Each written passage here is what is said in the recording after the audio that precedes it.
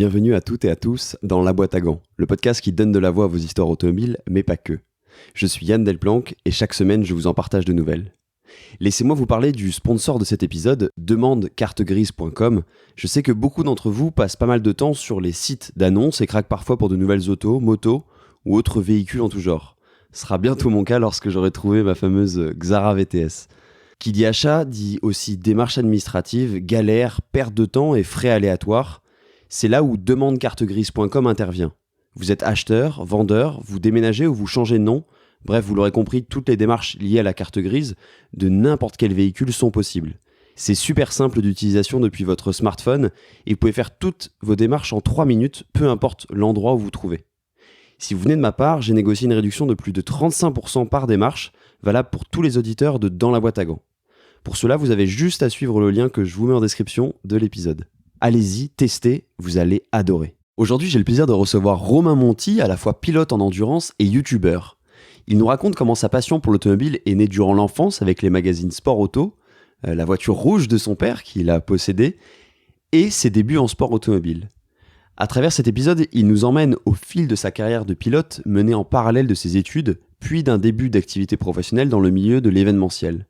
Forcément, cet épisode a été l'occasion de nous dévoiler toujours un peu plus des coulisses du monde de la course automobile, et plus particulièrement de l'endurance. Mais nous avons aussi retracé les moments marquants de sa vie de pilote automobile.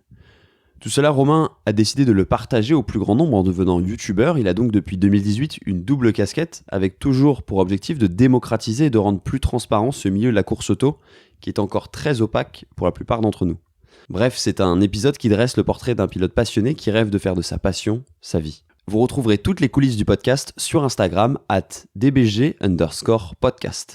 C'est là aussi où on peut échanger et je réponds absolument à tous vos messages.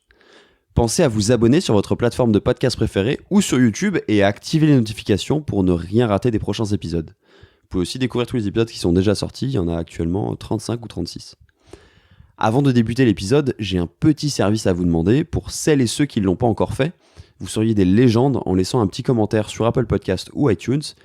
Pour cela, rien de plus simple, ça prend 2 secondes et c'est bien évidemment gratuit. Il faut simplement un iPhone ou un Mac. Ça permet au podcast de gagner en visibilité et donc par conséquent de pouvoir convaincre des invités toujours plus incroyables de venir dans la boîte à gants. Je vous souhaite un bon épisode.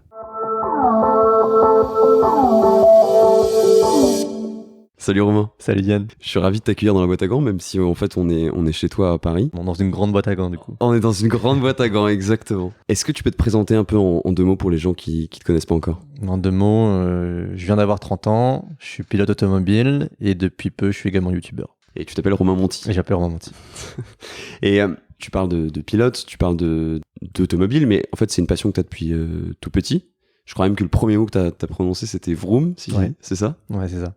Ouais, non, c'est venu depuis tout petit et j'ai commencé à pratiquer tard. Et par contre, j'étais passionné depuis tout petit. Ouais. Cette passion, elle vient un peu de ton père, si j'ai bien compris. C'est quoi un peu tes premiers souvenirs, justement, quand on parle automobile ? Ouais, c'est ce que tu viens de dire, c'est que en fait, c'est mon père qui a toujours aimé les autos. Je sais pas d'où ça vient, honnêtement, parce que c'est peut-être le premier dans la famille à aimer les autos comme ça. Et du coup, il y avait beaucoup de magazines qui traînaient à la maison. Donc forcément, les magazines. Lui, à un moment donné, quand j'avais 6 ans également, a acheté une belle voiture. Donc forcément, il y a une belle voiture dans le garage. Tu vois des magazines de voitures tout le temps. T'es un petit garçon, finalement, tu tombes amoureux des voitures. C'était quoi cette belle voiture dont tu parles ? C'était une Ferrari 348. Donc la Ferrari rouge. Ouais, exactement ça. La Ferrari rouge par excellence. C'est ça. Et ça donne très vite envie de faire du kart ou ça apparaît plus tard pour toi, Non, le kart ? Ça vient beaucoup plus tard. Enfin, mon père m'a vite mis dans un karting, mais en loisir complet. Mais comme tu peux aller faire un foot avec tes potes ou un tennis avec tes potes, vu qu'il aimait bien l'automobile, à un moment donné, il m'a dit tiens, on va faire un karting. C'est commencé comme ça. Mais il n'y a pas eu de vocation à se dire tiens, je vais me mettre dans un karting, je vais faire de la compétition, je vais gagner des courses, je vais faire une carrière. Et t'étais très vite sportif. T'as fait d'autres sports avant de faire du sport auto, parce que tu dis que tu l'as pas commencé très tôt. Oui. Tu faisais quoi comme sport ? Initialement, je faisais du tennis. Ok. Je suis tombé un peu dedans par hasard. L'histoire familiale, c'est que je copiais ce que faisait ma sœur. Donc j'ai une grande sœur qui, au départ, elle faisait de l'équitation. Donc quand elle a fait d'équitation, apparemment, j'aurais dit tiens, moi aussi je vais faire de l'équitation. On m'a mis sur un poney. Le poney, il m'a fait tomber, il m'a marché dessus. Je fais c'est pas pour moi l'équitation. Voilà. Après, je crois qu'elle s'était mise à faire le tennis. Je sais pas si c'était en même temps ou pas. Et du coup, je me suis mis au tennis. Et voilà, c'est resté, ça m'a plu. Donc, j'ai commencé à faire du tennis. J'en ai fait longtemps. J'en ai fait pendant de 4 ans à 13 ans, je crois, pendant 9 ans. Jusqu'à faire des compétitions, mais juste régionales, avec un classement très modeste, 34, je crois, au maximum. Et j'étais pas bon. Donc, c'est-à-dire que ça représentait trop de temps dans ma vie pour le peu de résultats. Mais en tout cas, j'étais sportif. Mais après, le problème, si c'est un problème entre guillemets, c'est que j'ai toujours eu l'esprit compétiteur, mais vraiment beaucoup trop. Donc à un moment donné, quand tu passes 9 ans à faire un truc où tu n'arrives pas à servir proprement, si tu veux, à un moment donné, ça m'a juste saoulé et j'ai décidé d'arrêter, quoi. Donc tu étais frustré en fait, cette frustration, c'est la cause de ton arrêt du tennis. Et est-ce que c'est là où tu as commencé à t'intéresser au sport auto et aux cartes de manière un peu plus sérieuse? Ouais, parce que comme tu dis, en fait, j'ai toujours été sportif. Donc, quand j'avais l'arrêt du tennis qui représentait plusieurs entraînements par semaine, même si j'étais pas bon, fallait que je me trouve un autre sport. Donc, j'ai pensé au sport un peu traditionnel du moment qui était, toujours d'actualité, mais le football et le handball. Football, je me suis dit, commencer foot à 13 ans, je vais arriver sur le terrain, je vais me prendre des roustes monumentales, c'est trop compliqué. Du coup, je me suis dit handball, pourquoi pas. Et après, ça m'intéressait pas plus que ça. Voilà, j'ai pas réfléchi à beaucoup d'autres sports, il n'y avait pas grand chose qui me tentait sinon, si ce n'est le sport auto, parce que effectivement, quand j'allais faire du kart avec mon père et que quand tu rentrais dans le kart de location, t'avais, je crois que c'était un kart de Prost qui était accroché au plafond. Ouais. Et toi, tu vas faire du kart de loc, donc avec le carénage, le kart lourd, etc. C'est pas très beau un kart de loc. Par contre, quand t'as un petit kart de compétition sans carénage, tu te dis, c'est beau que ça, tu vois. Et du coup, c'est venu de là. Et en fait, j'ai évoqué cette idée-là à la famille. Et ma famille m'ont dit, qu'est-ce que tu veux qu'on fasse? Genre, c'est pas du tout naturel comme chose. Mon père avait fait un petit peu de cartes dans sa jeunesse, mais vraiment à l'arrache, où il avait acheté un kart. Ils allaient sur les week-ends avec ma mère. Je crois qu'ils avaient ils aiment bien raconter ça. Je sais pas dans quelle mesure c'est vrai ou pas, mais genre que c'était vraiment sans sous. Ils mettaient les cartes sur les tréteaux et c'était ma mère qui l'accompagnait un petit peu. Et voilà, donc il a fait quelques courses par-ci par-là, mais rien d'exceptionnel. Et du coup, je lui en ai parlé. Il m'a dit, bah oui, mais moi je sais pas comment on fait ça, tu vois. Voilà. Et puis après, on a réfléchi un petit peu à comment mettre les choses en place, parce qu'en fait, il m'a dit, vu qu'il a vu que c'était pas une lubie, mais que ça restait vraiment, il m'a dit, écoute, on va les rouler sur le kart de loc, voilà. Et quand tu auras un certain, on va rouler juste. Donc, quand j'étais en vacances en Ardèche, parfois j'allais faire un petit peu de kart. En région parisienne, pareil, en quart de loc. Et quand il a vu que je commençais à rentrer tout le monde, à être vite, etc., il s'est dit, c'est peut-être le moment de penser plus sérieusement. Faire une transition, quoi. Voilà, de penser plus sérieusement à faire les choses. Et de là, c'est peut-être 1 an après que je lui en ai parlé la première fois. Lui, il a une entreprise, mais dans un secteur qui n'a rien à voir, qui est dans le bâtiment. Et en fait, il a créé une structure d'incentive, si tu veux, en fait, qui allait lui permettre de communiquer autour de son entreprise, où en fait, il y avait créer un département de compétition. Donc ça se résumait assez simplement à avoir une tente de karting, pour un invité qui était un fournisseur, un client de la boîte, fidèle, etc. Et qui était pour moi pour faire du résultat sportif, dont l'objectif c'est de faire du résultat sportif pour la communication d'entreprise. Donc en fait, tu étais un peu l'accompagnateur de ce fournisseur, ou en tout cas de ce client en fait de ton père, quoi. C'est ça. En fait, l'idée c'est de dire cette personne-là va passer un bon week-end et ça va être du one shot, etc. Et moi, je vais être là pour apporter l'image et pour accompagner cette personne-là sur le week-end. Pour que ça se passe bien. Bien évidemment, j'ai dû apprendre parce qu'au tout début, je commence ça, j'ai dû avoir 14 ans. Donc, un peu jeune. Ouais, c'est un peu jeune pour cet esprit de coaching, mais c'est déjà tard pour commencer le karting. Donc tu commences comme ça, et en plus j'imagine que très vite ton père t'a mis en garde par rapport au fait que c'est un sport qui est coûteux, que tu n'es pas un fils d'eux, parce que souvent il y a quand même ce côté un peu consanguin. J'aime jamais ce terme, mais je l'emploie assez souvent, je sais. Et c'est pourtant le cas, en fait, dans le sport auto, c'est assez fermé, quoi. Ouais, effectivement, c'est-à-dire que aujourd'hui, c'est toujours comme ça, et c'est ce un peu sur quoi je me bats, c'est que le sport auto, c'est un sport qui est très complexe d'accès. C'est un sport qui est forcément intimement lié à l'argent. Je sais que t'as déjà reçu sur le podcast des pilotes, et je pense que ça revient assez fréquemment. Donc c'est pas pour se plaindre, c'est pour expliquer qu'effectivement il y a un frein à l'accès qui est assez important. C'est pas un sport que tu fais par hasard. Le football, c'est du sport que tu fais par hasard. Le handball, c'est un sport que tu fais par hasard, par passion, mais par hasard. C'est-à-dire que tu commences à avoir une balle dans les pieds, tu joues au football, ça te plaît, tu continues.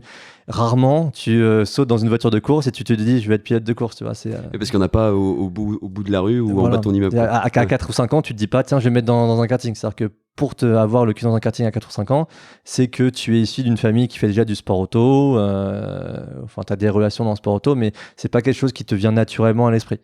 Donc, c'est pour ça, pour rebondir sur ce que tu disais, que ça reste effectivement un sport qui est compliqué d'accès et qui surtout se fait en étant fils d'eux ou avec des relations. Parce que tout seul, en partant de zéro, c'est très compliqué de te dire que tu vas devenir pilote de course.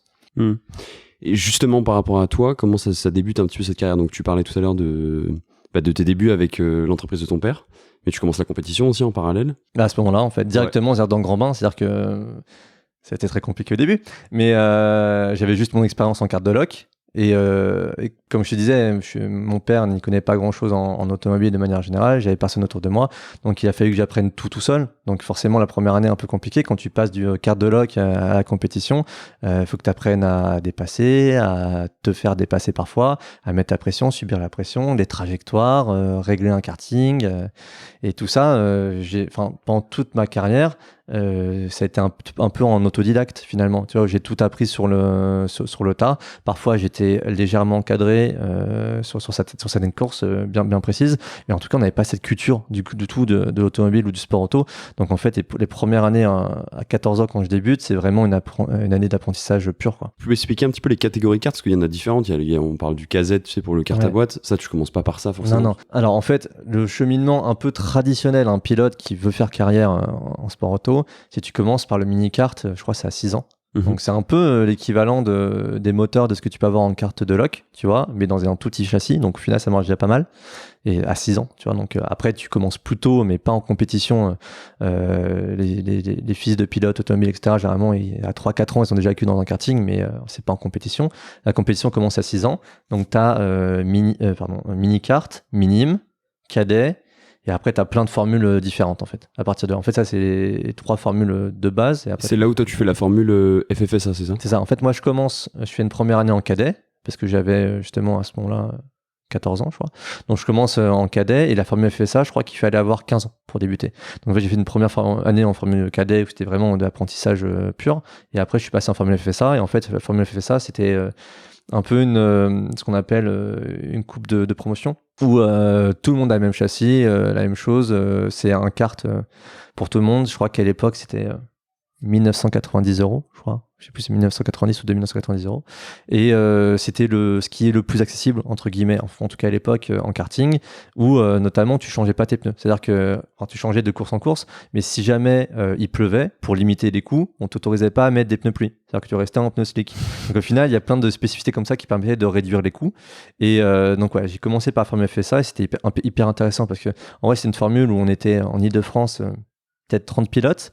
Et c'est très intéressant à suivre parce que à l'entame du dernier tour, tu prenais les 10 premiers, tu vois, pour le dernier tour, ça se trouve à l'arrivée, les 10 premiers, ils avaient complètement changé d'ordre. Tout se faisait à l'aspi, il y avait des grosses batailles, pour apprendre, c'était top. Et comment se poursuit un peu la suite? Est-ce que tu fais donc ce championnat FFSA? Tu gagnes, tu fais des bons résultats? Comment ça se passe? Je fais des bons résultats. Donc c'était ma première année en formule FFSA. Honnêtement, ça fait un peu de temps maintenant, donc je ne me rappelle plus exactement ce que c'était. Mais en tout cas, il y a eu pas mal de podiums, etc. Je ne sais pas si c'était la première année ou la deuxième année. Mais enfin bref, il y a eu des résultats. Donc on a dû faire une deuxième année en formule FFSA. Ça se passait bien. Du coup, il y a eu des résultats. Après, je suis passé en Rotax pour aller rapidement. Donc Rotax, tu passes de 100 cm3 à 125 cm3. Des vitesses d'environ, à la base, en FFSA, ça doit être à peu près 110 km/h. Sur un Rotax, ça doit être 140-150 km/h. Et après, t'es vraiment au sol, hein, parce que là, t'es vraiment au sol. C'est-à-dire que c'est des sensations incroyables. Maintenant, on y reviendra peut-être, mais j'ai un format sur la chaîne YouTube où j'invite des célébrités à venir faire du karting avec moi en piste pour leur donner des sensations. Je les mets dans ce karting-là et c'est incroyable. C'est-à-dire à chaque fois que je fais des vidéos avec eux, ils finissent en me disant j'ai jamais ressenti ça de ma vie. Tu vois. Donc c'est vraiment déjà des sensations qui sont addictives, qui sont impressionnantes pour toute personne. Donc Rotax et après effectivement KZ125, ce dont tu parlais. Donc là c'est la catégorie reine du kart. T'as 6 vitesses, donc t'as un levier de vitesse, t'as 6 vitesses, tu peux te relancer, te freiner avec la boîte, ça hurle à n'en pas finir. Un 0 à 100 km/h, pour donner une idée aux gens qui connaissent pas forcément, c'est peut-être entre 2 secondes 5 et 3 secondes. C'est monstrueux. Donc c'est monstrueux. ça fait, je vais dire des bêtises, je crois que ça faisait autour de 50 chevaux pour un poids inférieur à 100 kg. Donc c'est un truc qui marche convenablement, quoi. C'est un avion. C'est un avion. Ouais. Donc je termine en faisant du KZ 125. Entre-temps, j'avais été champion Île-de-France Minarelli en Rotax en 2006. Je crois. Après, je fais du Rotax, puis du KZ. Je termine en KZ et je passe en auto en 2010. Juste avant, je voulais revenir sur une petite anecdote dont tu m'as parlé. C'est qu'en parallèle du pilotage, tu as aussi fait un stage chez Sport Auto, vers 14-15 ans, si je me souviens bien. Ouais, tout à fait. Parce que tu t'intéressais au journalisme, tu voulais embrasser une carrière de pilote-essayeur, c'était quoi un peu ton idée ? C'est ça, mais en fait, quand je disais qu'il y avait des magazines à la maison, c'était Sport Auto. Ouais. Donc, Sport Auto, tu tournes des pages, tu vois des jolies voitures et tu vois des mecs qui essayent et qui sont payés pour faire ça. Tu dis, moi, je vais faire ça. Tu vois, donc, aussi simplement que ça. Donc, effectivement, à un moment donné, dans mes études, j'avais pensé à devenir journaliste. Ça s'est pas fait. En fait, j'avais passé le concours. J'avais présenté mon dossier pour l'IUT de journalisme de Tours.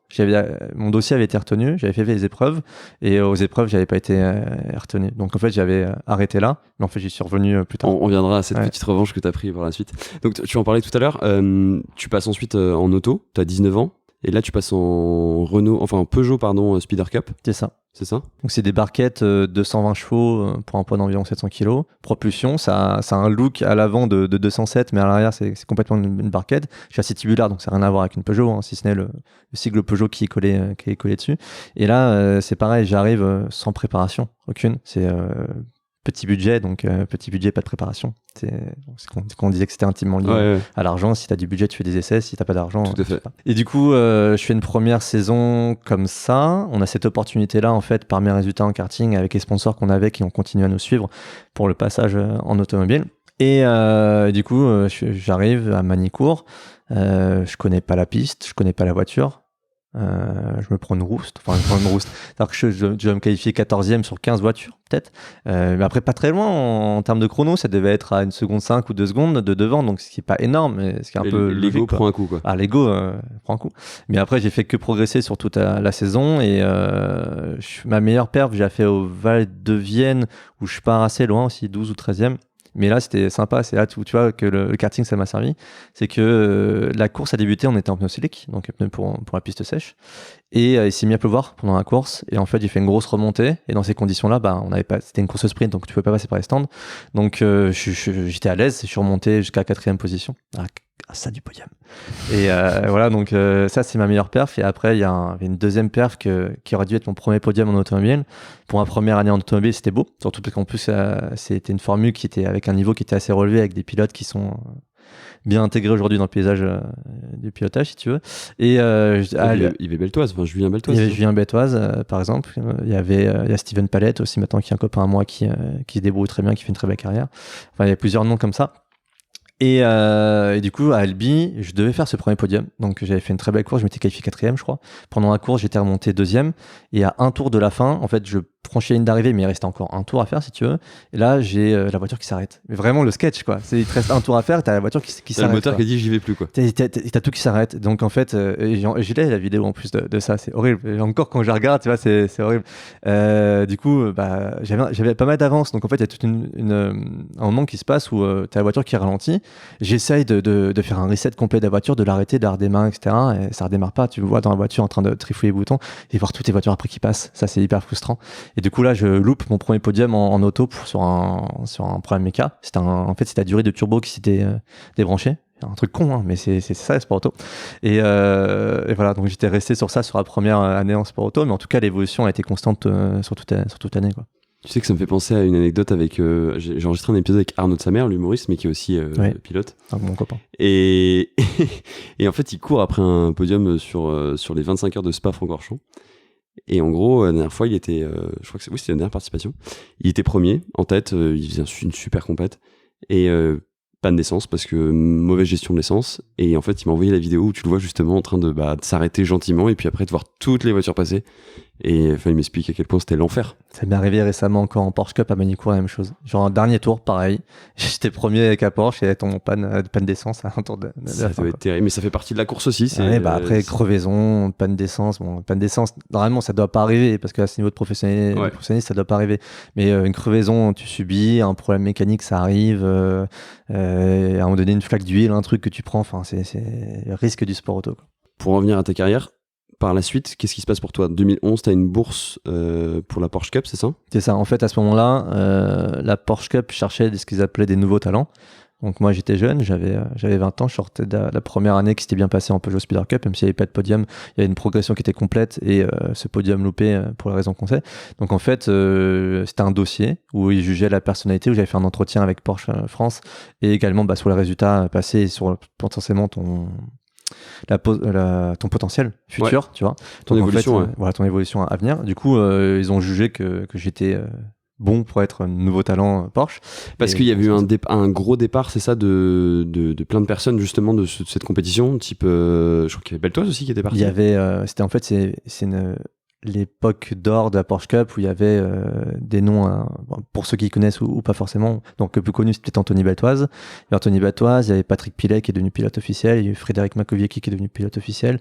Il y avait il y avait peut-être 15 pilotes qui sont devenus professionnels par la suite. Donc il y avait eu un gros âge d'or. Et en fait en 2011 il y avait moins de pilotes parce qu'en fait ces pilotes-là étaient partis dans d'autres catégories, finalement. Parce que ça faisait plusieurs années qu'ils étaient en Porsche Cup, ils sont partis dans d'autres catégories. Et du coup, le Porsche essayait de réattirer des jeunes dans la discipline. Et voilà, donc j'ai eu la chance d'en faire partie, d'avoir la bourse pour débuter comme ça. Et comment ça se passe un peu les débuts dans cette nouvelle compétition ? Au début, très bien. Honnêtement, c'était ma deuxième saison en sport auto. La première année en Cup. La Cup, tout le monde te dira que c'est une discipline de spécialiste où généralement si t'es bon en cup, après t'es bon partout. Et c'est vraiment un truc très très spécifique. Et donc moi je m'en faisais toute une montagne, tu vois, je me disais putain, passage en Porsche Cup, justement je voyais tous les gens que je viens de te citer, c'est des gens que je regardais leur carrière depuis longtemps si tu veux. Donc me dire moi je me retrouve en Porsche Cup, enfin c'est fou, c'est incroyable, je m'y attendais pas. Et donc en fait on a pu la préparer cette saison, j'ai fait 2-3 journées d'essai avant le début et j'arrivais au Paul Ricard, j'avais déjà roulé, pas avec la nouvelle voiture mais avec l'ancienne, parce qu'il y a eu un changement de voiture entre temps. Et je fais P3 au qualif. Donc je fais P3 au qualif, je me dis putain, c'est bien, tu vois. Et P3 au qualif, donc c'était cool, j'étais très content. Et après, pour un premier tour, je m'accroche. Après, on fera pas la course, mais bon. Selon notre pilote, c'est moi qui suis responsable. Selon moi, c'est lui qui est responsable, tu vois, si tu veux. Mais donc là, la première course, malheureusement, il n'y a pas de résultat. Mais ce qui est sympa sur cette année, c'est que finalement, j'ai eu ma revanche sur l'année précédente en Peugeot Speeder Cup. C'est que mon premier podium automobile, je l'ai eu à Albi, donc à la cour. C'est génial comme histoire, ça. Le fameux circuit où la voiture était tombée en panne, la voiture l'année d'avant. Et je me retrouve à nouveau deuxième dans la course. Et franchement, à ce moment-là, je me rappelle, hein, c'est 10 ans, hein, c'était il y a 10 ans, mais je me rappelle encore, dans un coin de ma tête, je me dis, faut pas que ça se reproduise comme l'année dernière, quoi. Et du coup, je suis deuxième, je fais une belle course, je me qualifie troisième, je double directement deuxième, je termine toute la course en deuxième avec une pression derrière, mais une course très propre. Et je termine la course deuxième. Donc premier podium en auto, en Porsche Cup, en plus une discipline où normalement, quand t'es rookie, tu te bats pas forcément là. Et voilà, donc la revanche sur l'année passée. Et tu restes en Porsche Cup jusqu'en 2014, si je dis pas de bêtises, c'est ça ?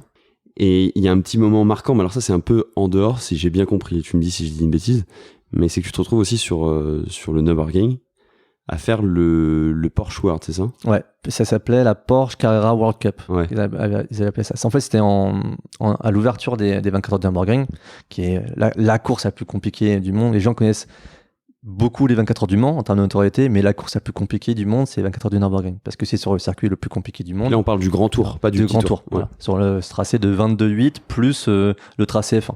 Donc voilà, l'historique, quoi, où il y a eu des accidents à n'en plus finir. Et toutes les vidéos YouTube avec des voitures qui se crashent dans tous les sens. Et donc je me retrouve là, pareil, première saison en Porsche Carrera Cup, deuxième saison en automobile, je me retrouve au départ avec 100 Porsche Cup. Donc on est plus de 100 Porsche Cup, c'est que Porsche Cup. Comme le nom l'indique, c'était des Cups de... Vous avez tous la même voiture, quoi. Tous la même voiture, et donc il y avait la Cup australienne, la Cup France, la Cup Italie, la Cup... Toutes les Cups du monde qui se retrouvaient, et il y avait cette course-là.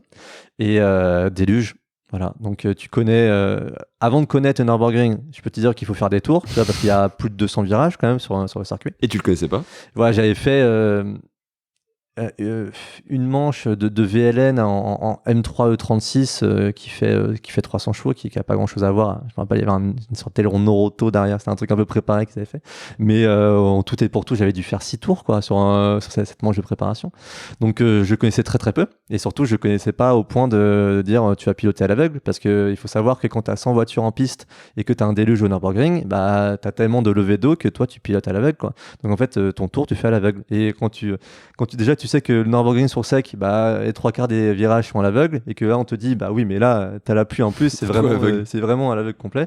Bah là, ça fait bizarre, parce que tu vois pas 5 mètres devant le pare-brise, quoi. Donc, t'es à fond en ligne droite, à 2,85 km/h rupteur. Tu sais pas s'il se passe quoi que ce soit devant, s'il y a une voiture en travers ou quoi que ce soit, tu sais pas. Tu la tapes, quoi, c'est sûr et certain. Ah bah tu la tapes, de toute façon tu peux rien faire. Donc ça m'a marqué. Quand on me demande si j'ai déjà eu peur en auto, tu vois, bah ça c'est un moment, ouais, et là j'avais peur. C'est-à-dire que là normalement ton appréhension elle part après le départ, parce que le stress tu l'as vraiment avant le départ. Tu sais, quand t'as le temps de réfléchir posément, les risques, comment ça peut se passer, etc. Là t'as un stress, mais généralement c'est comme un artiste avant de rentrer en scène, t'as le stress d'avant, et puis dès que t'es lancé, tu fais ce que tu sais faire, donc ça va bien. Mais là pendant toute la course a duré 6 tours, donc 6 tours ça fait 6 fois 8 minutes à peu près, quelque chose comme ça, un peu plus que c'était sous la pluie, donc 6 fois 10 minutes, 1 heure à peu près. Et bah, pendant 1 heure, t'as des lignes droites qui sont interminables, donc t'as le temps de réfléchir à qu'est-ce que je fous là, quoi. Tu vois, genre, donc là, je me disais, putain, j'ai quoi à gagner, tu vois, à être là, quoi. Et la frustration finale, c'est que je loupe le podium dans le dernier tour, quoi. C'est que je suis 3e sur toute la course et je me fais doubler dans le dernier tour. Et tu penses que tu te fais doubler justement parce qu'à un moment t'as une prise de conscience trop importante en mode je vais y laisser la vie, ou Non, rien à voir? non, en vrai, c'est uniquement parce que au début, il y avait des luges, la piste, elle s'est asséchée au fur et à mesure, et en fait, à la fin, je pense que les réglages qu'on avait, ça fait très excuse de pilote de raconter ça, mais je pense que les réglages qu'on avait étaient mieux pour la pluie que pour quand ça séchait. Et quand ça commençait à sécher, là, c'était limite plus glissant que quand il y avait de la pluie, quoi. Ouais, donc petit choix stratégique qui a pas été payant, quoi. Ok, donc ça va. Non, Ouais. c'est pas une excuse de pilote, ça s'entend. Non, mais tu dis, les pilotes sont les meilleurs pour trouver des excuses. C'est jamais notre faute. C'est la faute de beaucoup de choses, mais pas notre faute. Toujours. Et justement, suite à la Porsche Cup, qu'est-ce que tu fais un peu? Tu rentres en endurance avec Blancpain directement? Ouais. Alors en fait, ce que je fais, c'est que je passe 4 ans en Porsche Cup avec quelques podiums, mais c'était pas assez significatif pour espérer rentrer dans le giron Porsche ou quoi que ce soit. Et là, je me dis, j'ai besoin de changement, de faire autre chose, que je suis un peu grillé entre guillemets en Porsche Cup. Je vais passer en Maserati Trofeo. Donc en fait, c'est la même chose, sauf que c'est qu'avec des Maserati, c'est un championnat qui est mondial. Et ça, c'était la bonne décision, parce qu'en fait, suite à ça, où je découvrais beaucoup de circuits, des très beaux circuits sur lesquels j'avais pas roulé, parce que toutes les saisons que j'avais fait jusqu'à présent, c'était en France. Là, je vais rouler sur des circuits internationaux, donc Suzuka, Abu Dhabi, le Red Bull Ring, Virginia, Road America, enfin des très très beaux circuits. Bien voyagé, quoi. Ouais, j'ai bien voyagé. Donc j'ai bien découvert les circuits, donc c'était cool.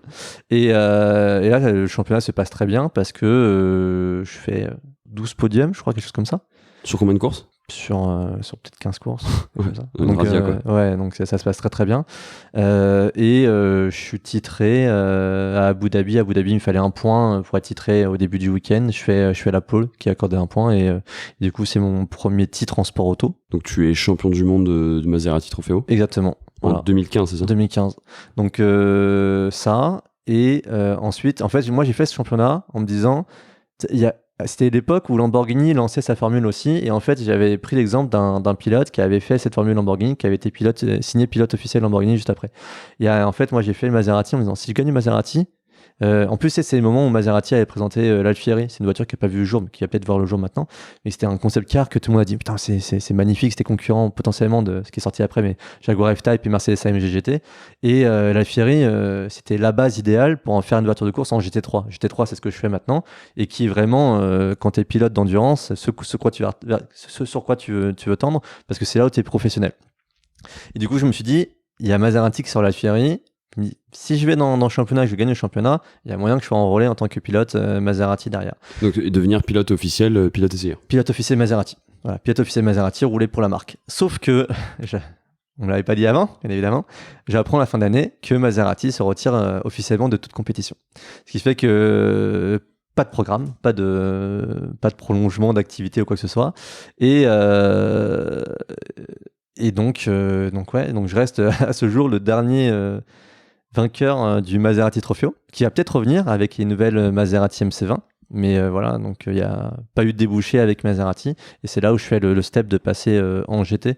Donc GT3, donc en France, avec Pierre Sansina, avec qui tu as fait un podcast déjà. Et Valentin Simonet, avec qui je vais enregistrer, et Mylène d'Orange demain. Bah voilà, écoute, tu vois, la boucle sera bouclée. Je fais que ça, boucler des boucles, c'est mon métier. Voilà, donc on fait cette année-là avec Pierre et Valentin. C'est ma deuxième expérience en GT, parce que j'avais déjà fait une année des piges en fait avant en GT World Challenge aussi, notamment avec David Hallyday qui était mon coéquipier. Ouais. Donc voilà, donc j'avais déjà fait des piges en GT, mais jamais de saison complète. Donc on fait cette première saison complète avec Valentin et Pierre.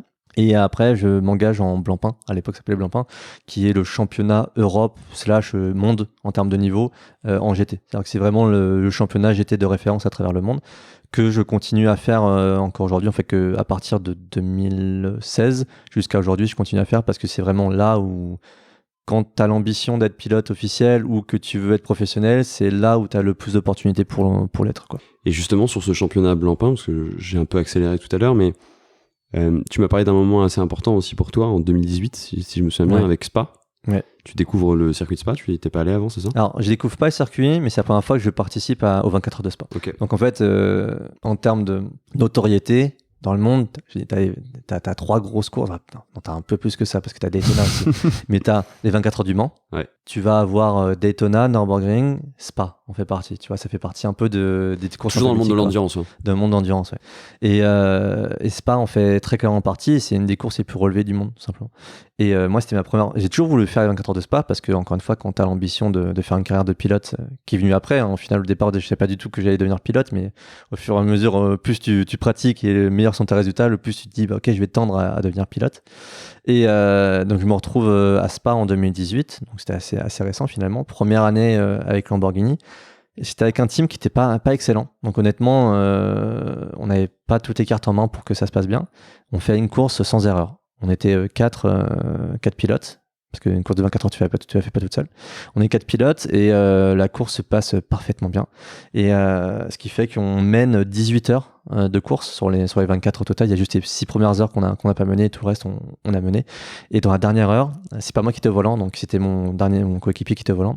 On se fait rattraper par les deuxième voiture et en fait on commence à accumuler les pénalités parce que si tu respectes pas les lignes de course ou quoi que ce soit, tu peux avoir des pénalités qui tombent.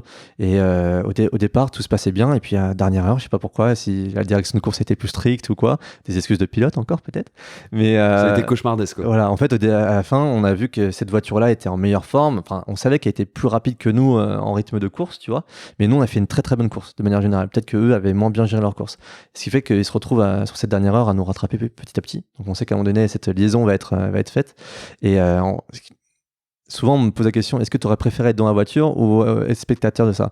En tant que spectateur, moi c'était horrible parce que tu contrôles pas. Tu vois, genre moi j'avais l'œil extérieur à ça et on voit cette voiture qui nous rattrape, on voit qu'on accumule les pénalités, donc d'un écart peut-être qui était d'1 minute, et notre écart il a fondu, si bien que ça s'est joué à 2 secondes sous le drapeau à damier. Et moi j'étais spectateur et je me dis mince, on va rater, on va pas gagner 24 heures de Spa pour 2 tours, 3 tours, tu vois. Et en fait, mon coéquipier fait un relais du feu de Dieu. Je pense qu'il se dit, ok, c'est mon opportunité de gagner 24 heures de Spa, tu vois, genre, faut pas que je loupe. Et ça s'est touché dans tous les sens. Mais tu imagines, sur 24 heures de course, quoi. Ça s'est joué dans les toutes dernières minutes et on gagne les 24 heures de Spa dans notre catégorie en silver, avec 2 secondes et demie d'avance sur le deuxième, quoi. Je vous invite à écouter l'épisode avec Paul Chatin pour comprendre ce que c'est que silver, gold, enfin, toutes ces différenciations. Ouais, bah c'est bien, s'il a déjà expliqué, j'ai pas à le faire. Ouais, c'est ça, c'est exactement le but. Et donc ça, c'est un peu le moment le plus marquant, tu dirais, dans ta carrière de pilote? Ouais, parce que c'est une des plus grandes courses du monde, que c'est ma toute première participation à la course.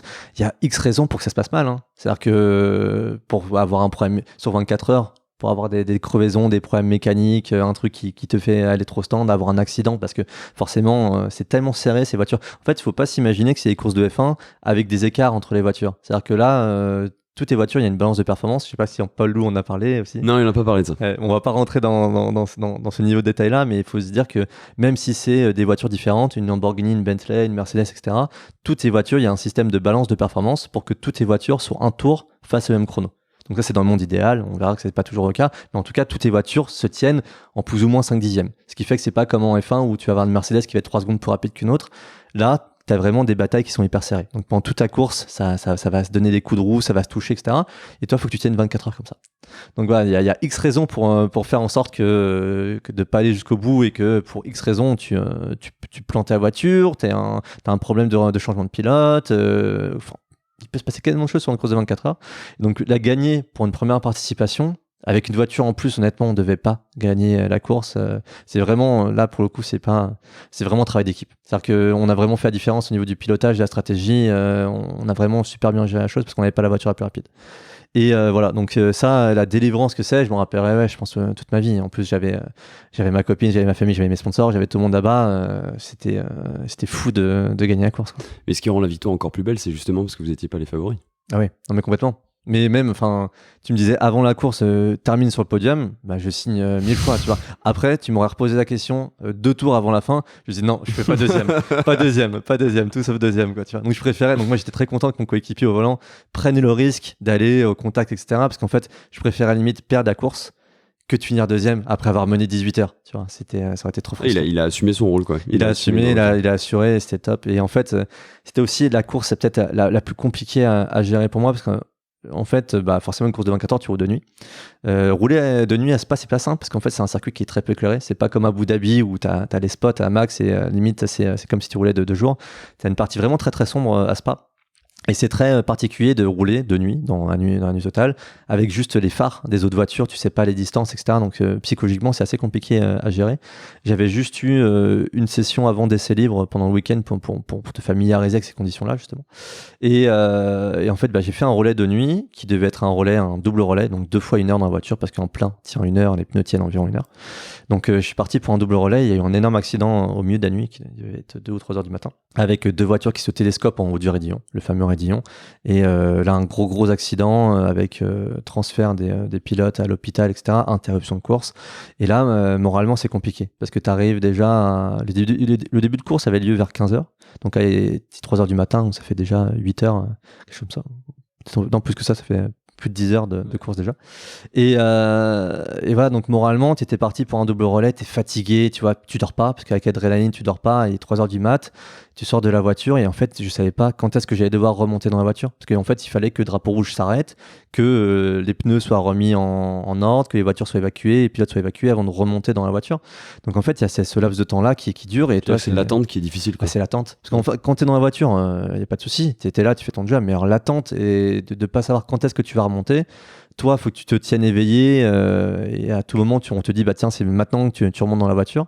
Donc, c'est pas simple. Et en fait, pour plein de raisons, les 24 heures de Spa sont pas simples, parce que le circuit est pas simple, parce que c'est pas très bien éclairé, parce que à chaque fois qu'il y a ce qu'on appelle un full course yellow, c'est que c'est pas une interruption de course comme un drapeau rouge, mais un full course yellow, c'est qu'il y a un danger, il y a eu un truc, il y a besoin d'évacuation, mais en tout cas, c'est pas aussi grave qu'un drapeau rouge. On te laisse rouler à 80 km/h. Donc, toutes les voitures sont à 80 km/h, les écarts sont limités. Par contre, à chaque fois, après full course yellow, t'as un restart. C'est-à-dire que t'as une safety car qui rentre, et donc toutes tes voitures se remettent en pack, et en fait, donc t'as 70 voitures, comme si c'était un nouveau départ. Donc à chaque fois qu'il y a un full course yellow, t'as un restart sous safety car derrière. Donc là, toutes tes voitures sont mélangées. Donc t'as des professionnels, des pilotes semi-professionnels, des pilotes amateurs, et tout est mélangé. Donc c'est pareil, pour pas casser la voiture à ce moment-là, mais c'est un truc de barge. Il y a différents rythmes de voitures, c'est ça? Il y a différents rythmes de voitures. Et il y a des gens les pilotes officiels, eux, ils sont payés pour prendre de plus de risques et gagner les 24 heures de Spa à la fin. Donc eux, ils s'en foutent. Si ça va au clash, que de se sortir, ils préfèrent sortir la voiture que de ne pas tenter et ne pas gagner, tu vois. Donc ils se posent pas vraiment de questions. Puis tu as les pilotes amateurs qui regardent pas forcément trop leur rétro, etc. Donc en fait, il y a chacun qui a une notion du risque, qui a une notion du danger et des enjeux qui sont différents. Ce qui fait que tout ça crée des situations qui sont assez potentiellement dangereuses et mentalement compliqué à... Ouais, il faut essayer de comprendre ce que chacun cherche, quoi. Ouais, et puis t'as aucune idée de qui se trouve dans la voiture à quel moment. Donc c'est pas si c'est un pilote professionnel, si c'est un pilote amateur. Donc toi, c'est de faire ta course, de faire ton truc. Et voilà. Félicitations d'avoir gagné. Hein. Merci beaucoup. On a parlé de ta carrière de pilote, même s'il y aurait plein d'autres choses encore à aborder. Est-ce qu'on parlerait pas aussi un peu de ce que tu as mené en parallèle? Parce que certaines personnes doivent te connaître maintenant par YouTube. Ouais. Mais avant ça, tu as eu une carrière aussi. Oui. Est-ce que tu peux en parler un petit peu? Alors, rapidement, pour pas saouler les auditeurs, parce que c'est pas le plus intéressant ni plus ludique, c'est que j'ai toujours mené, comme je disais, être pilote automobile, c'était pas du tout une ambition je pensais jamais faire carrière là-dedans. Je pensais pas que ça allait devenir mon métier. Et du coup, j'ai toujours mené à bien mes études, puis après un travail, plus l'automobile. Donc j'ai eu un parcours scolaire traditionnel, j'ai un bac ES, j'ai fait des études supérieures, j'ai un master en finance et en commerce. Et suite à donc tout ça mené en bien en parallèle des compétitions, ce qui fait que c'est déjà complexe, mais je pense que pareil, j'ai écouté le podcast avec Paul Lou, donc il raconte assez bien avec Sciences Po et l'aménagement dans les emplois du temps, etc. Exactement, ouais. Donc, moi j'avais pas d'aménagement d'emploi du temps, donc il fallait que je rattrape les cours par rapport à tout le monde, donc c'était un peu complexe. Mais voilà, donc c'était déjà mixer ces deux vies et mener à bien et faire au mieux dans les deux. Et encore quand c'était les études, ça va. Mais quand tu passes dans la vie professionnelle, en fait, moi, sorti de mes études, je me voyais pas continuer en finance, ça m'intéressait pas du tout.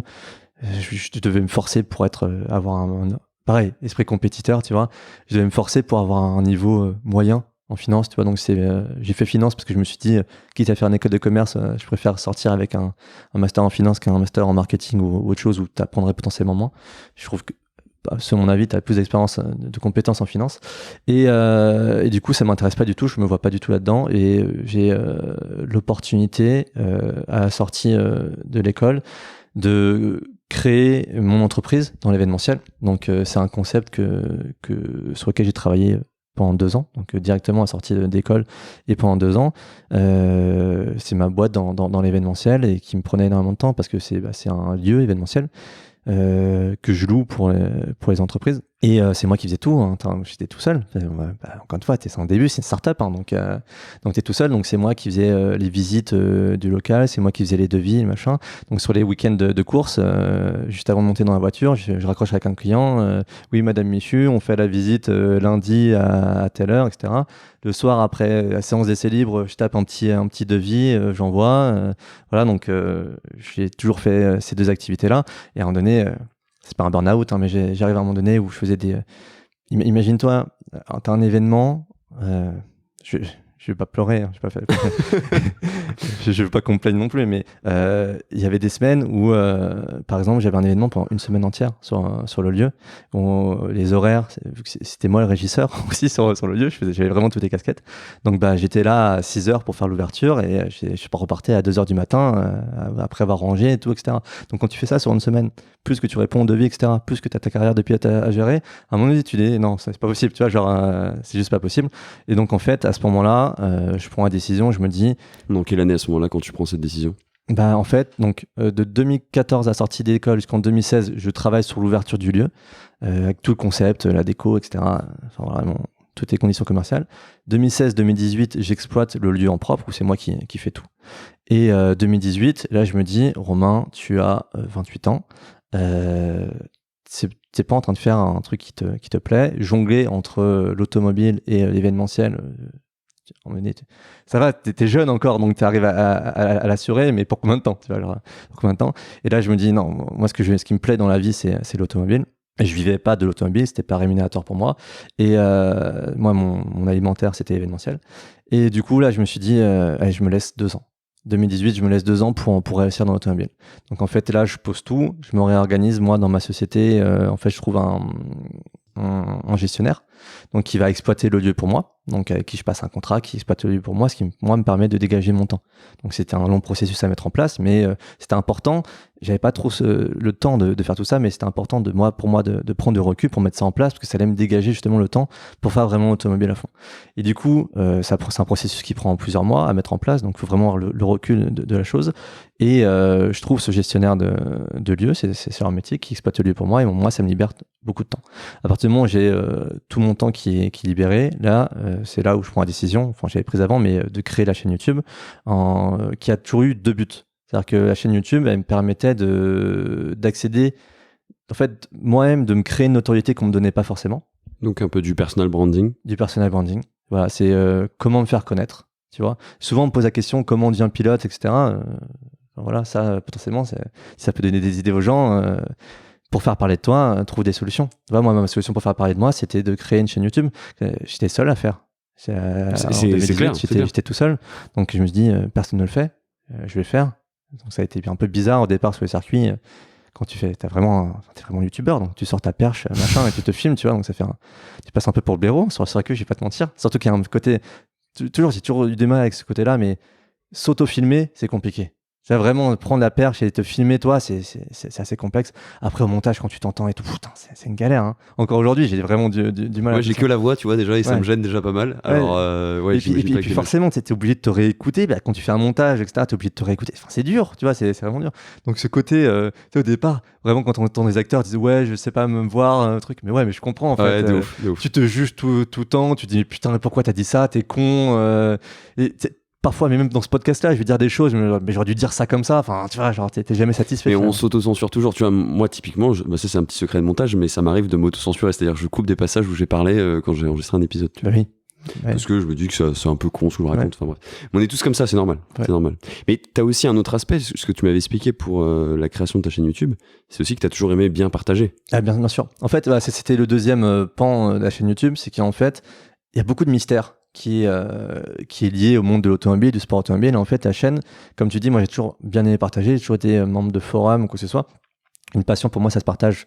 Donc j'adore rencontrer des gens, j'adore discuter avec des gens. Demande à ma copine, genre elle en peut plus la passion automobile. Tu vois, genre c'est un truc le dimanche matin, on est à Vauban pour rencontrer les gens, discuter avec eux, etc. Vauban, c'est un rassemblement automobile. On est sur les week-ends, même quand il n'y a pas de week-end de course, on est sur les week-ends. Enfin, heureusement, j'ai ma copine qui me suit dans ce délire-là, tu vois, parce que tout le monde ne le ferait pas, quoi. Donc moi, c'est ma vie, l'automobile, vraiment. Et ouais, du coup, j'ai toujours mené ces deux activités-là et la partie partage, passion par YouTube était importante et je voulais vraiment donc montrer aux gens ce que c'était vraiment de devenir que d'être pilote, la vie de pilote avec le plus de transparence possible, même si forcément il y a des choses, c'est compliqué de parler en toute transparence, mais moi mon objectif c'est vraiment de pouvoir en parler, voilà. D'une certaine manière, tu cassais aussi le mythe sans forcément le vouloir de casser le mythe, mais tu disais que ça faisait chier certaines personnes. Ouais, ça dérange. C'est que tu cassais le mythe un peu du pilote, tu sais, qui est blindé, qui roule dans la voiture du constructeur ou tout ça, quoi. Ouais, ça dérange beaucoup. Ça dérange beaucoup parce que forcément, dès que tu fais des choses nouvelles, tu as des détracteurs. Aussi simplement que ça. Dès que tu t'exposes, tu fais tes podcasts, tu les postes, tu as des commentaires négatifs, ça fait partie du jeu. Tu as beaucoup de positifs et c'est bien, il faudrait qu'on arrive à se concentrer sur ça. Mais tu as forcément beaucoup de gens qui te veulent pas forcément du bien. Et donc, tu as beaucoup de commentaires. Pour peu que, en plus... le sport auto, c'est que de l'ego. C'est 99,9% de mecs entre eux qui sont généralement issus de bonnes familles, à qui on a dit t'es meilleur mon fils, etc. Au niveau d'ego, si tu veux, on est tous gonflés à bloc. Tu vois, on est sur le haut du panier. On est sur le haut du panier. Donc forcément, tu as des gens qui t'aiment pas. Voilà, plus tu t'exposes, plus tu vas avoir des gens qui t'aiment pas. Plus tu t'exposes, plus tu vas avoir de jalousie, même en interne, tu vois, de gens potentiellement qui ont un meilleur niveau que toi ou que ce soit, mais qui vont devenir jaloux de ce que tu fais. Au départ, qui vont te critiquer en disant c'est quoi ce bouffon? Parce que au départ, quand tu fais pas de vue, c'est quoi ce bouffon? Une fois que tu as réussi, c'est ces mêmes gens qui, au final, vont se dire tu sais, je vois systématiquement passer ça sur Instagram. Les gars, est-ce que ça vous dirait que je vous fasse partager davantage mes week-ends de course? il y a 2 ans, c'était une bouffonnerie de faire ça. Maintenant, c'est vraiment le truc à la mode. Donc non, effectivement, j'ai un peu démystifié cette image du pilote parce que encore aujourd'hui, j'ai énormément de personnes qui me disent mais du coup tu roules avec quoi en voiture, etc. Tout le monde s'attend à ce que tu roules. Si tu roules dans une Bentley en course, que tu roules avec une Bentley de fonction. Si tu roules avec une Lamborghini, que tu roules avec une Lamborghini de fonction, ça marche pas comme ça. Aujourd'hui sur un plateau, mais que ce soit en F1 ou en GT ou en prototype, etc.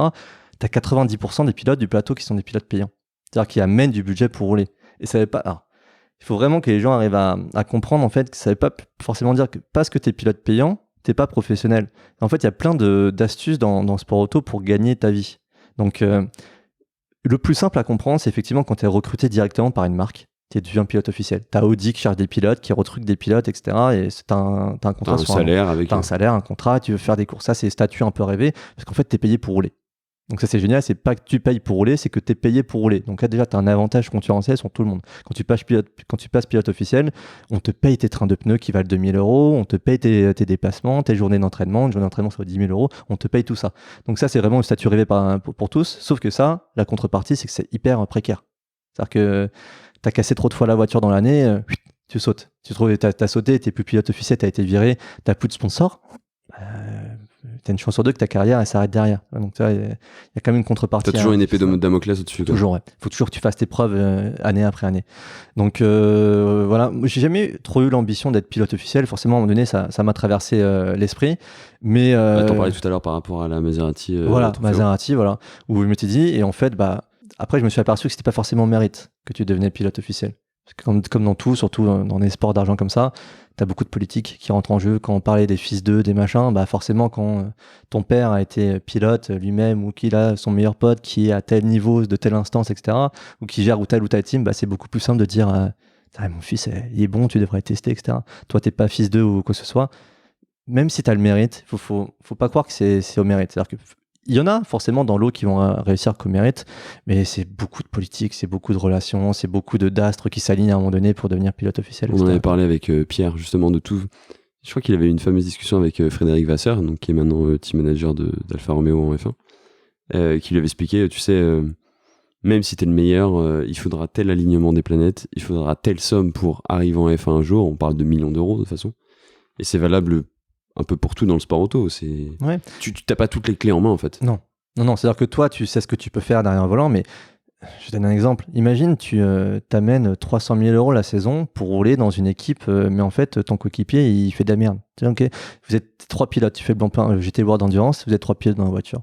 Donc, tu amènes 300 000 €, ce qui est un bon budget, tu vois, pour rouler, pour faire des entraînements, etc. Tu dis, je vais faire les choses bien. En fait, ton coéquipier avec qui tu tombes, il fait de la merde. T'as aucun résultat à cause de ça. Tu te fais pas repérer.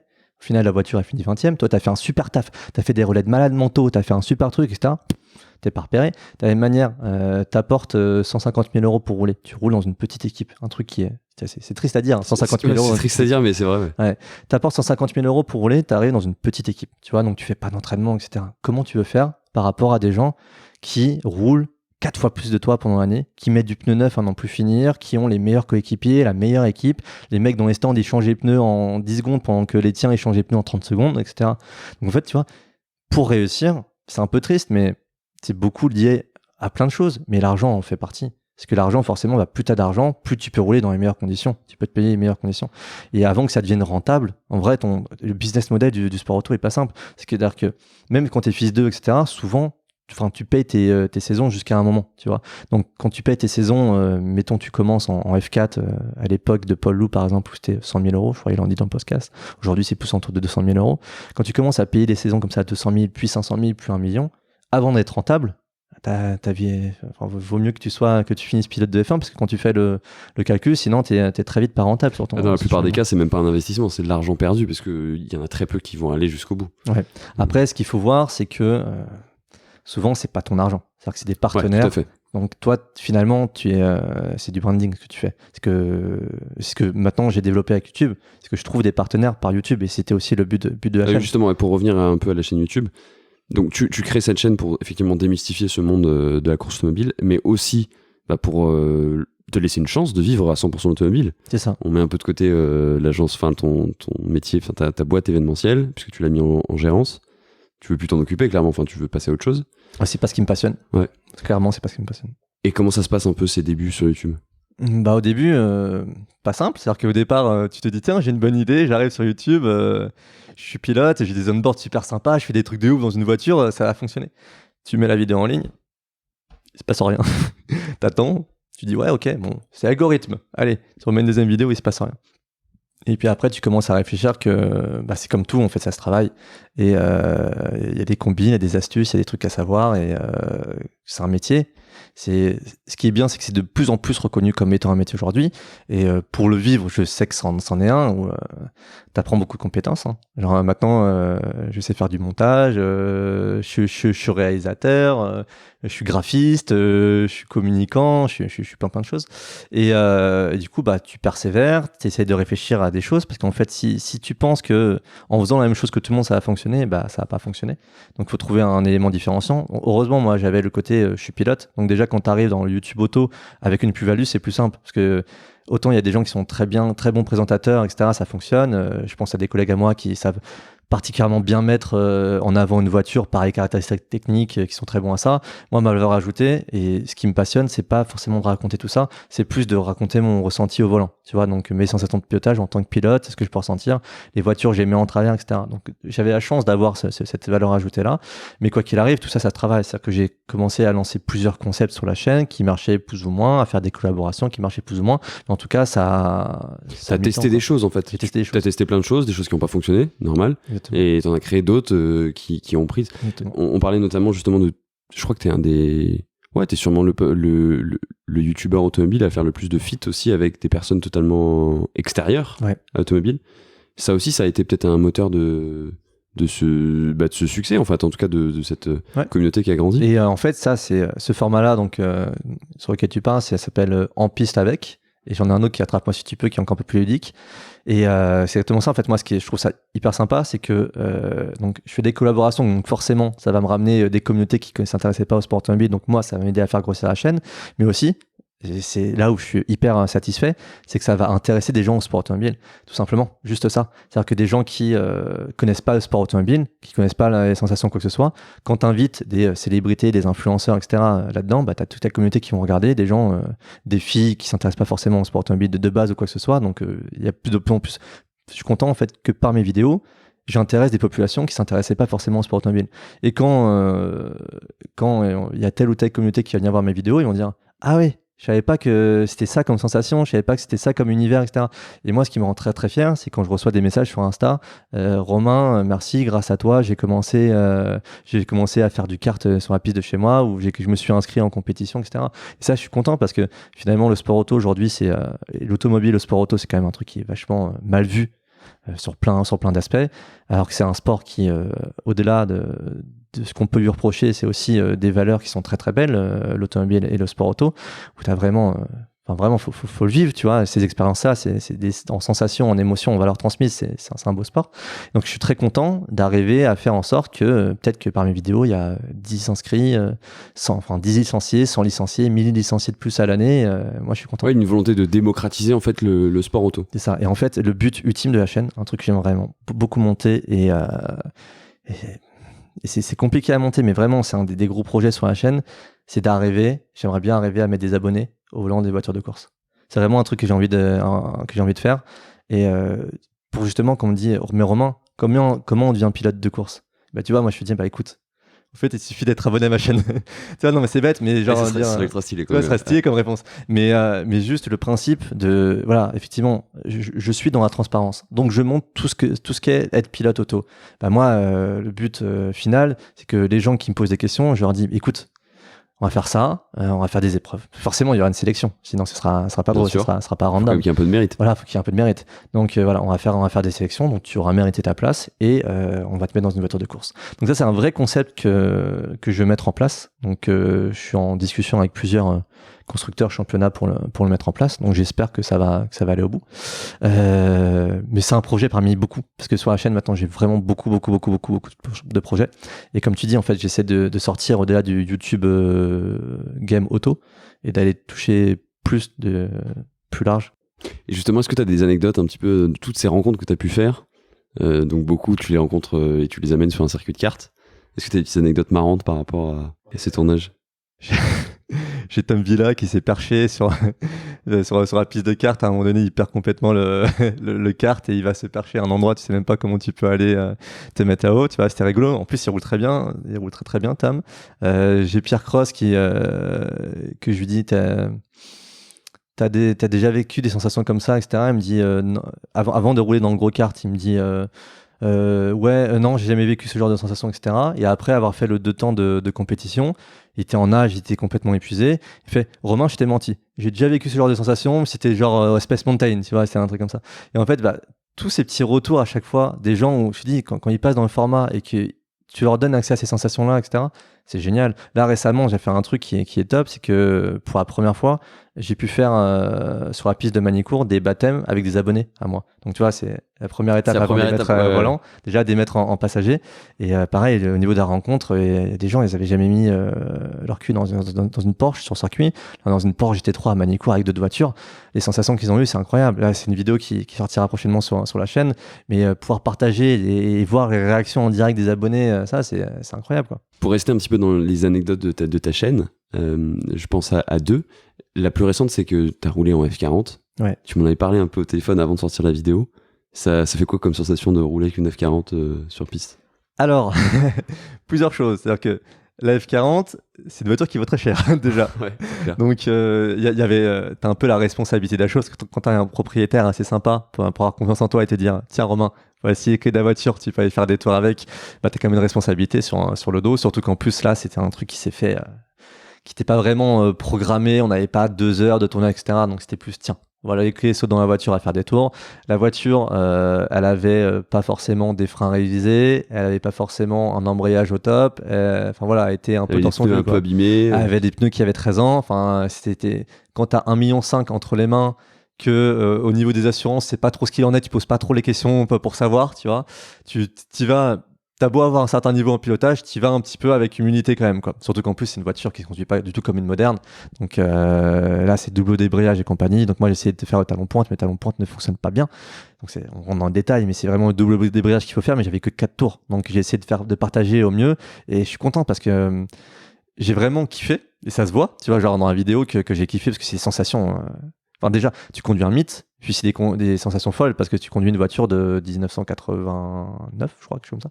Donc c'est un retour dans le passé, c'est une voiture mythique, légendaire. Et la vidéo qui est sortie est top parce que même moi, je ne m'étais pas perçu, mais j'avais un sourire d'enfant, quoi. Et puis même quand j'ai vu la vidéo, tu vois, j'ai repensé à ce que tu m'avais dit au téléphone avant. Et en vrai, tu me l'aurais pas dit, j'aurais jamais détecté toutes ces coulisses, tu vois. Ouais, mais c'est intéressant. Mais j'ai un deuxième projet comme ça qui va venir avec une voiture incroyable. Je ne veux pas trop dire en trop. Tant que c'est pas fait, ouais, normal. Tant que c'est pas fait, j'en dis pas plus.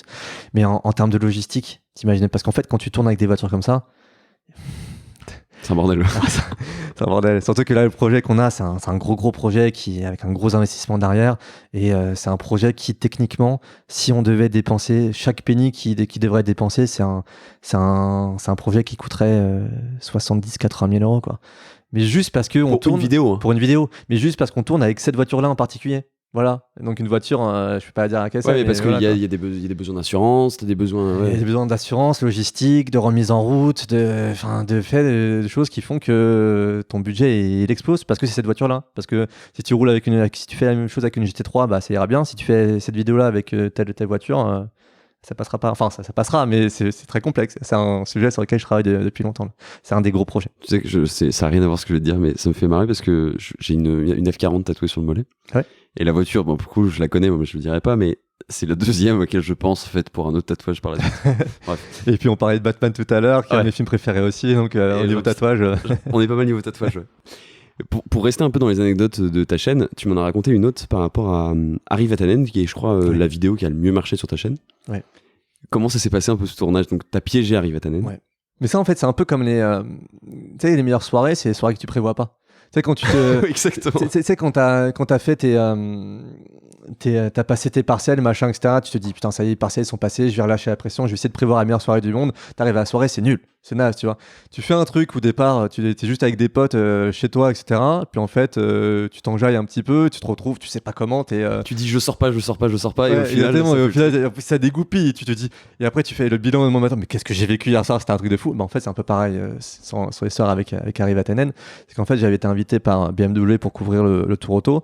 Ça, c'est un truc que je fais de moins en moins parce qu'en fait, quand on est plusieurs influenceurs à être invités à ce type de choses, c'est compliqué de trouver du contenu pour se démarquer, tu vois. Parce que le risque, c'est que vous ayez tous le même contenu. C'est ça. Tu vois, et en fait, autant moi j'ai ma valeur ajoutée de pilote où je peux faire un peu la différence, mais de faire le même contenu. Enfin, quand tu vis la même chose, c'est compliqué de raconter quelque chose de différent, quoi. Et du coup, au cours de cette journée-là, à un moment donné, on se retrouve à Manicourt. Donc nous, on était dans des voitures modernes. On n'était pas dans les voitures anciennes du Tour Auto. Et on se retrouve avec des BMW modernes à Manicourt. Et en fait, c'est un peu un bordel. C'est-à-dire qu'on sait qu'on peut aller rouler sur Manicourt. On ne sait pas pendant combien de temps avant que les voitures anciennes arrivent. Ça, c'est un truc, ça s'est fait à l'arrache, mais complet. C'était pas du tout prévu que je roule avec Harry à ce moment-là, etc. Et moi, je vois Harry là, je vois la voiture là. Je me dis, je crois qu'à ce moment-là, on doit pouvoir rouler, même si les voitures. Bref, je mets deux caméras dans la voiture. J'essaie de négocier avec Harry, à qui je connaissais pas du tout Harry. Donc j'essaie de discuter avec lui. Je fais, Harry, est-ce que tu veux bien qu'on fasse une vidéo ensemble? Je vais me mettre au volant, tu vas me guider un petit peu. Je connais pas du tout le pilotage, etc. Tu vois, donc Harry, il comprend pas trop, mais qui t'es, qu'est-ce que tu fais, etc. Et du coup, vu que Harry est quelqu'un d'extrêmement bienveillant, extrêmement gentil, par la force des choses, il se retrouve en passager de la voiture. Et on y va. Moi, Manicourt, je connais parfaitement. Je connais parfaitement parce que je suis pilote, donc je connais pilote français qui roule à Manicourt, et parce que je suis pilote essayeur pour un magazine où la base d'essai, c'est Manicourt. Je comptais y revenir après. Voilà. Donc ça, Manicourt, c'est mon jardin, je connais très très bien. Et là, c'est la première fois de ma vie que je fais de l'acting, donc je mets deux caméras et je pars. Et en fait, là, il s'avère que la voiture, elle est en réserve d'essence. Donc, tu as 2 tours. J'ai 2 tours, et en plus, ce que je savais pas, mais 2 tours après, drapeau rouge, t'as plus le droit de tourner, parce qu'en fait, on avait un créneau de 5 minutes pour rouler et terminer, tu vois. Donc, en fait, encore une fois, pour X raisons, il y avait moyen que la vidéo ne se fasse pas du tout. Donc, j'ai mis deux GoPro à l'arrache, il y a Harry à côté de moi, je pars au volant, et là, je fais, bon, Harry, il va falloir que tu me dises, hein, parce que Manicourt, moi, je connais pas, en plus, la voiture, je la connaissais pas, mais on s'en fout, je sais comment ça roule, bien doublé.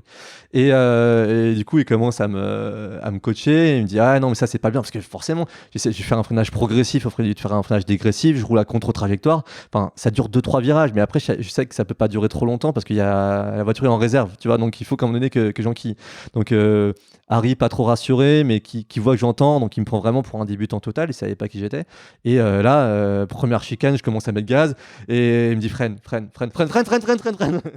Et là, j'ai fait peur sur 2-3 virages, et après, il a vite compris que je connaissais, quoi. Et après, tu sens que c'est marrant parce que tu sens qu'il est un peu vexé de s'être fait piéger. Et du coup, il te chambre. Il dit, oh non, mais là, tu passes pas fort, etc. Mais après, il y a beaucoup de second degré, Harry, et lui, ils sont après un pilote, quoi qu'il arrive, légende, pas légende, un pilote, ça a de l'ego, tu vois. Donc au final, un pilote qui se fait piéger, bah forcément, tu le vexes un petit peu, quoi. Pour finir un petit peu, parce que tu y as fait allusion tout à l'heure par rapport à Manicourt, on parlait tout à l'heure, tu sais, de ton stage quand tu avais 14-15 ans chez Sport Auto. Ouais. T'as pris ta revanche par rapport au journalisme automobile, parce que maintenant explique-le, ce sera encore plus simple. Parce que, ouais, du coup, suite à ce stage chez Sport Auto, je me dis, c'est cool quand même, je vais tenter l'UT de journalisme, etc. Donc, j'avais pas été accepté. J'avais fait une école de commerce, après tout le process que je t'ai expliqué auparavant. Et en fait, par la force des choses, en étant pilote, au final, Nicolas Gourdol, le rédacteur en chef de Motorsport Magazine, au départ, m'avait vu que j'avais fait un essai de GT3 RS à Manicourt Club, quelque chose comme ça. Il m'avait contacté sur Facebook, il m'avait demandé qu'est-ce que t'en as pensé, ou c'est quoi ton chrono. Enfin, il avait besoin d'informations pour le magazine, je me rappelle plus exactement. Et en fait, on a commencé à parler, et au fur et à mesure, on a noué une amitié. Il m'a proposé de commencer à faire le pilote essayeur pour le magazine en tant que pilote pour l'élection des sportifs de l'année, où en fait, en fin d'année, il y a une grosse sélection avec tous les meilleurs sportifs de l'année qui sont essayés, où je dois faire un chrono sur Manicourt Grand Prix. Donc ça a commencé comme ça, et de fil en aiguille, on s'est vachement bien entendu. On a développé une relation, et maintenant, j'écris pour le magazine aussi. Donc en fait, entre autres, je fais tous les essais courses. Enfin, pas tous, mais je fais pas mal d'essais courses parce que forcément, j'essaye beaucoup de voitures de course différentes parce que je suis pas dans un team ou une marque particulière. Et du coup, je suis revenu au journalisme de cette manière-là. Donc, la revanche, c'est effectivement que maintenant, quand tu ouvres Motorsport Magazine, je peux voir l'article rédigé, écrit par Romain Monti, quoi. Pour finir un petit peu ce podcast qui a couvert plein de sujets, t'en parlais tout à l'heure, tu casses un peu le cliché effectivement des pilotes qui roulent dans des caisses de malades, etc. T'as quand même quelques caisses intéressantes, pas à Paris parce que tu peux pas les rouler. C'est quoi un peu tes voitures? Parce que t'as des goûts assez éclectiques, hein. En fait, moi, je suis un jeune vieux con. Ouais, c'est vrai, hein. C'est-à-dire qu'en fait, moi, les voitures modernes, j'ai de plus en plus de mal, surtout... je trouve que c'est compliqué de trouver de la passion aujourd'hui vraiment dans les voitures modernes. C'est-à-dire que les quelques voitures passion qui sortent, elles sont quand même plutôt rares. Ce qui fait que moi, je préfère l'âge d'or de l'automobile pour moi. Mais c'est comme beaucoup de générations finalement, c'est les voitures avec lesquelles tu as grandi étant adolescent. Côté Madeleine de Proust en fait. Ouais. Et en fait, du coup, moi, toutes les voitures du début des années 2000, genre encore, il y a plein qui vont dire que j'ai des goûts de gitan. Hein. Ça, tous mes potes, ils me disent, mais genre une SS 55 AMG. Je trouve ça beau, tu vois, genre, je trouve ça très très beau comme voiture. Et toutes ces voitures, c'est général, genre 996 Turbo, 996 GT3. Donc un 996, c'est des voitures qui sont pas du tout aimées, tu vois. Mais, Ouais, parce qu'il y a ce fameux phare avant qui mais ça, omelette, là. Mais ça, les Porschistes. Alors ça, j'aime pas, je sais que je vais pas me faire des amis, mais moi-même étant Porschiste, je peux me dire, beaucoup de pignolage chez les Porschistes. À chaque fois. Mais ce qui est fou chez les Porschistes, c'est que je te dis, moi je faisais beaucoup de forums à l'époque, c'est qu'à chaque fois qu'il y a un nouveau modèle qui sort, c'est ah non, c'est dégueulasse, la dernière vraie Porsche, c'est la mienne. La dernière vraie Porsche, c'est un 993 quand la 996 elle sort. Quand la 996, c'est après, c'est bah non, c'est la 996 la dernière. Et ainsi de suite, tu vois. C'est-à-dire que chaque Porschiste, en gros, il ne jure que par sa voiture. C'est sa voiture et pas une autre. Et les Porschistes, c'est une communauté qui est quand même. T'as BMW et Porsche. C'est vraiment les deux grosses communautés comme ça. Et bref, toutes ces voitures de ces générations-là, j'aime beaucoup parce que pour moi, il y a beaucoup de voitures atmosphériques, boîte manuelle, peu d'aide au pilotage. C'est des voitures que tu conduis ou où tu as du bruit, tu as des sensations, etc. Donc au final, les voitures que j'aime, c'est plus des voitures Des voitures analogues un peu. Je reprends le terme d'Adrien Planchec, d'ailleurs, je le salue. C'est lui qui utilise ça. Et donc, ça te fait quoi comme petite collection? Parce que collection, c'est peut-être un peu exagéré, mais. Bon, après, j'en ai plusieurs. Du coup, j'ai effectivement ma Smart pour tous les jours, donc qui déçoit beaucoup de monde à chaque fois que je dis ça. Mais donc, je dis pas comme ça. Je dis que j'ai un coupé propulsion de boîte place. Séquentielle de place. Tu vois, ça passe beaucoup mieux. Donc, ouais, j'ai ma Smart pour tous les jours dans Paris. Et après, je me suis fait effectivement une petite collection. J'avais commencé par acheter un Z3 3 litres. Je voulais un M à l'époque, mais j'avais pas l'argent pour ça. Donc, j'avais acheté un Z3 3 litres qui était déjà une petite pépite parce que 231. Putain. D'ailleurs, je recommande à tout le monde, à tous tes auditeurs, si vous voulez une bonne voiture pour débuter à pas cher, MX5, BMW Z3. Hein, faut pas se poser la question.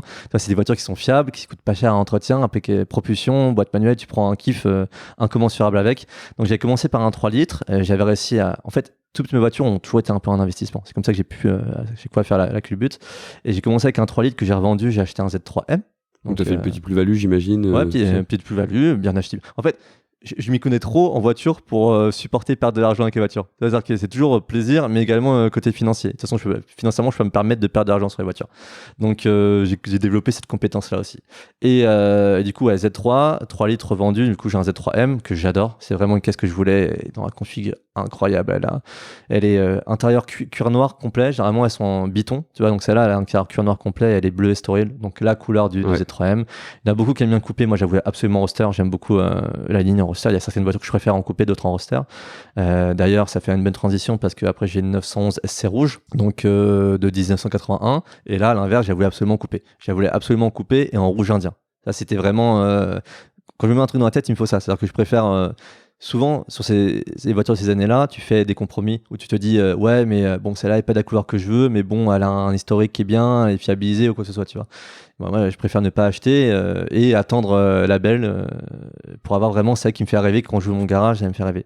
Donc, j'ai le Z3M bleu, j'ai la 911 SC rouge avec intérieur damier noir et blanc, que j'adore. Et j'ai ma Mini GP récemment, et c'est pareil. Ça, c'est une série limitée à combien? 2000 exemplaires. 2000 exemplaires, t'as pas de place arrière, t'as plus grand coffre chez Mini du coup. Et ça, c'est des voitures que j'adore parce que c'est des voitures, t'as pas besoin de rouler vite pour avoir des sensations. En Z3M, tu roules pas vite, t'as masse de sensations parce que t'as un moteur qui est hyper coupleux. La 911, enfin, c'est une mamie, tu vois, genre, tu roules pas vite, ça vibre, il se passe quelque chose, ça prend un peu de roulis.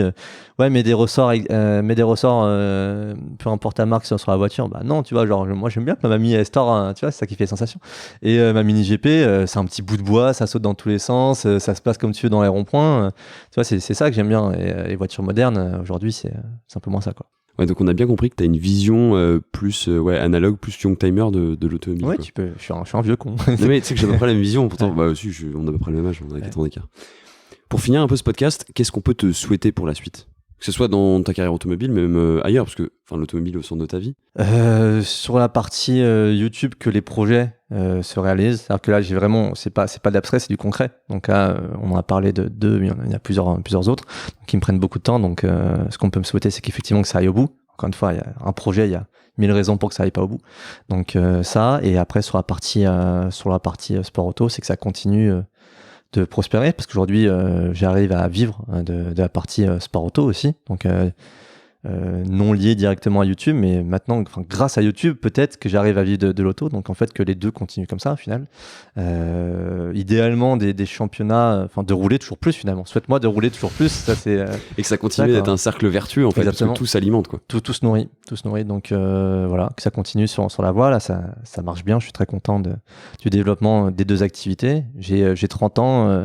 Quand je fais le bilan, moi, justement, 2 ans après, maintenant, un peu plus de 2 ans après, quand je m'étais mis mon ultimatum, je suis content. Ça y est, j'ai pas besoin de revenir en arrière, en fait. Tu vois, donc, Tu regrettes en aucun cas ton choix, quoi. je regrette.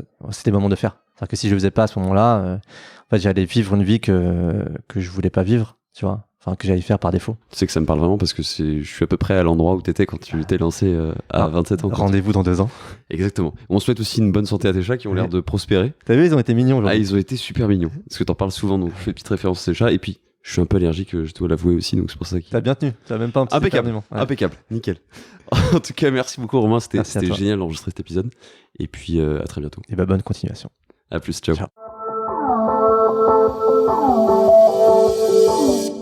J'espère que cet épisode vous a plu. Si c'est le cas, n'hésitez pas à mettre un commentaire sur Apple Podcast ou iTunes. C'est gratuit, il faut juste un iPhone ou un Mac, ou simplement à le partager. Ça m'aide énormément à gagner en visibilité. D'ailleurs, j'ai décidé de vous lire un commentaire à la fin de chaque épisode. Aujourd'hui, c'est Dadou qui écrit « Une belle découverte. Je n'ai pas vu le temps passer en écoutant le podcast. Des invités qui ont le temps de s'exprimer et de se raconter. À suivre de toute urgence. » Merci beaucoup Dadou. Effectivement, le but de ce podcast est aussi de laisser beaucoup de place à mes invités et d'intervenir le moins possible pour qu'ils puissent raconter leur histoire, parce que après tout, c'est les histoires qui nous intéressent, je pense, qui vous intéressent, qui nous intéressent tous. Pour découvrir les coulisses du podcast, vous pouvez me suivre sur Instagram @dbg_podcast. C'est là aussi où on peut échanger et je réponds absolument à tous vos messages. Pensez aussi à vous abonner sur votre plateforme de podcast préférée ou sur YouTube et à activer les notifications pour ne rien rater des prochains épisodes. Vous pouvez aussi découvrir tous les épisodes qui sont déjà sortis, il y en a actuellement 35. Sur ce, je vous dis à très vite pour un nouvel épisode.